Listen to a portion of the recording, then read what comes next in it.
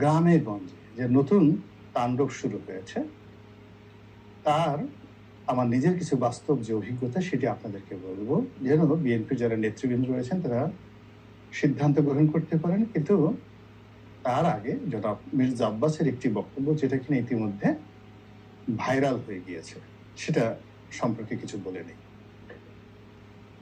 মির্জা আব্বাস একেবারে পাবলিকলি একটা জনসভাতে যেটি বলেছেন যে গত কয়েকদিন আগে একজন শীর্ষস্থানীয় ব্যবসায়ী, যিনি কিনা হিন্দু, তো তার অফিসে বিএনপির পরিচয়ে এক দল লোক হামলা করে এবং মোটা অঙ্কের চাঁদা দাবি করে।